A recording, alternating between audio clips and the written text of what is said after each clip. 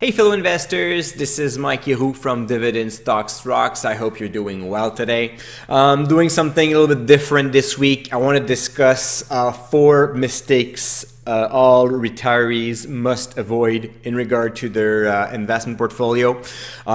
We often discuss how to build your nest egg, what are like the most interesting dividend growth stocks and so on, but we rarely put at that much attention once you have stopped working and now you have this huge nest egg that you have to manage. You have to manage your portfolio, but you don't necessarily know what to do with it and then how to withdraw your money from that portfolio. And it basically creates lots of anxiety because you don't want to lose that money. You work so hard to save money throughout all those years that the last thing you want to see is to lose 20, 30, 40% of your portfolio over the span of 3 or 4 months, right?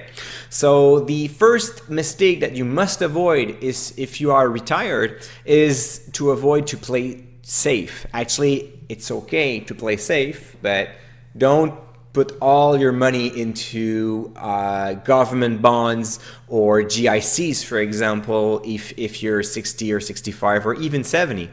The thing is, I understand you don't want to lose any money and you want to make sure that this money keeps growing over time.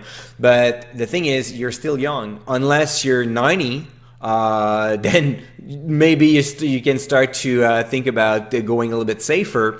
But chances are that your life expectancy will be between 85 to 90, and several of us will probably live until 95. So if you retire at 60 or 65 or even 70, you probably have like 20 to 25 years in the stock market. So if you want to play save too much, if you want to put like 70 or 80% of your investment into bonds or safer investment, you might lose lots of opportunity on the stock market.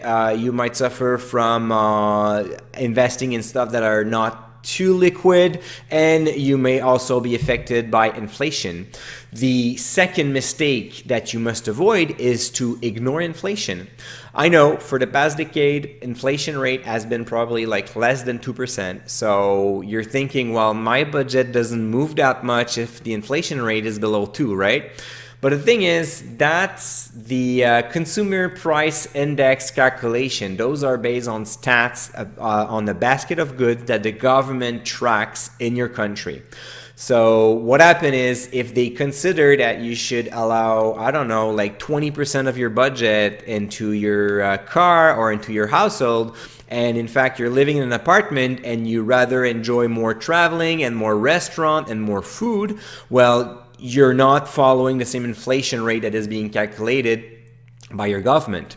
So in other words, if you spend a lot of money on food, for example, and gasoline over the past 10 years, the inflation rate has been a lot more than 2%. So you must not ignore that part.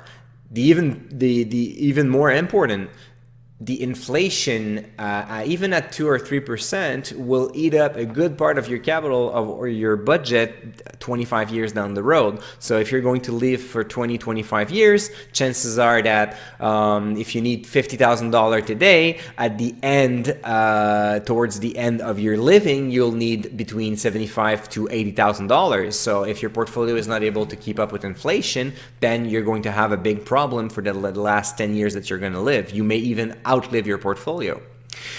Third mistakes to avoid is to chase yield, because another reflex I found with retirees,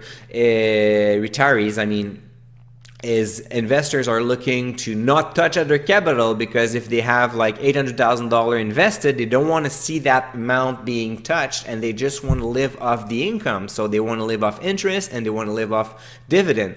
So their solution is to pick companies paying 6, 7, 8% yield, even 10% yield. And under that, like, they would completely ignore companies paying 3 or 4% yield.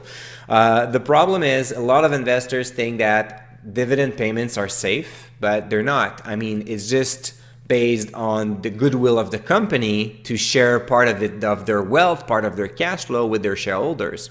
So if a dividend yield is very high, it's mostly because the stock price is down, meaning that investors are not very tempted by the stock. There's not a strong demand because they don't think that there's enough growth vector, they don't think that there's enough potential, or they think that something is sketchy with the company, and this is why there is a high yield. If not, what is the reason for a company to pay 8% yield on their stock when the interest rates are so low, right? So consider this, and if you want to avoid dividend cuts, make sure that that the companies that you're holding in your portfolio keeps increasing their dividend year after year. If they don't, if they keep it stable, first, your dividend payment will get eaten alive by inflation. So it's like a dividend cut in disguise, which I've mentioned in my previous videos. And the second thing is, no dividend growth is one step closer to a dividend cut. So if the company is not able to increase their payment at one point in time, if they hit another bump in the road, they might as well just cut their dividend to save the business, right? So they will always put the business first, and then your dividend, your revenue second.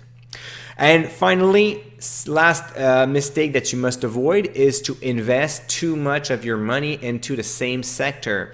I know that Canadians love Canadian banks and REITs and telecoms, and they are tempted to invest like 30-40% of their portfolio in a single sector. But keep in mind that there are no sectors that are completely shielded from a recession or from a market bubble. So think of what happened during the market bubble, the techno bubble in 2000, 2001, and then think of what happened in the financial crisis in 2008, 2009, and then think about what happened when the oil barrel dropped in 2014, between 2014 and 2016. Those companies, they have seen their share drops. Some of them have cut their dividend. So this is a very, very bad timing for a retiree if you have 40% of your investment invested in the same sector, then you're going to get hit seriously bad. So you want to make sure that you don't put more than 20% of your portfolio into a single sector. And even if you reach 25%, make sure that companies inside that sector individually are not affected by the same metrics. For example, if you're looking at REITs, make sure that you have industrial or warehouse REITs on top of having retail or home or offices or home apartment REITs. So those will likely be affected by the same thing, but they will not exactly react the same way. So your warehouse and industrial might do very well while retails might not, and so on. I hope that you have enjoyed this video. It's a little bit longer than usual. If you want more information, I've hosted a webinar a few months ago about those 4 mistakes. I'm giving a lot more information. You can subscribe to watch the replay at the bottom of this page. Look at the comment. I'll put the link into it. And don't forget to head over my blog, the dividendguyblog.com. And make sure that you register to my newsletter to see more videos like this one. So happy investing, and make sure you don't fall into those traps. Cheers.